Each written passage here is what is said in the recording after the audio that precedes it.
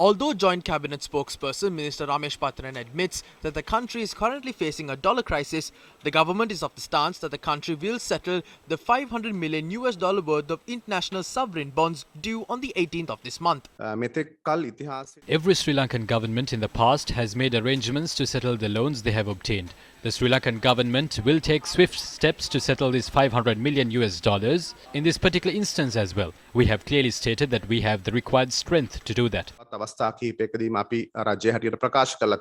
What are international sovereign bonds?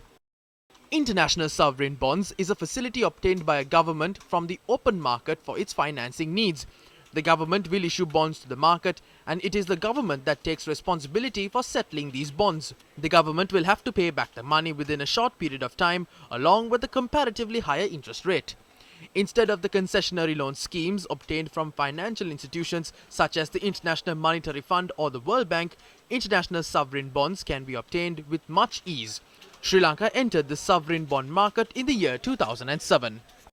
What is the procedure of settling ISBs? A country must have dollar reserves to settle sovereign bonds. With the facility of $1.5 billion Sri Lanka received, the total reserves of the country increased to $3.1 billion. However, the entire reserves cannot be used to settle dues. For example, when we speak of a swap, it means that we get the financial facility in the currency used by the lending country. Therefore, there is no room to convert that money into US dollars. It is also important to note that a portion of the total reserves are in gold. Sri Lanka sold more than $200 million worth of gold in December of 2021 alone. The current value of the gold reserves Sri Lanka has is $175 million. According to economic experts, if the government decides to use the remaining reserves to settle the $500 million worth sovereign bonds, Sri Lanka will face dire consequences fueled by exponential reduction of reserves.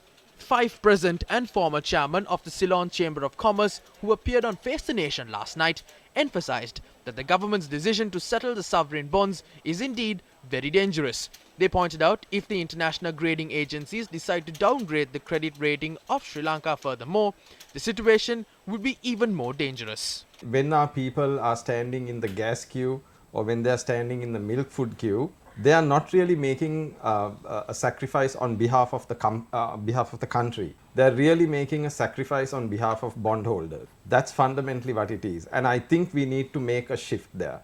Need of the hour is certainly to do everything to preserve whatever foreign exchange we have, build up the reserves. The whole objective of building up the reserves is to also make sure eventually we go back into a positive rating environment. The immediate priority is, are we going to protect our citizenry and our economy from a total collapse and chaos?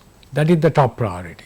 Answer to the question or the challenge is to immediately engage in a debt restructuring process. The need of the hour, I would say, is to get time and space to go up with the reform agenda before the whole economy crashes. The reform agenda is very long. I cannot spell it out right here. I didn't think about it clearly enough, but it would certainly involve getting rid of the budget deficit or getting it down to about 2%. Balance of payments, fix it. We can start pointing fingers, who's right, who's wrong. It's not going to help. Let's put Sri Lanka first. I urge all the parties, whether political, etc., come together at a crucial time like this for Sri Lanka. Put all our agendas aside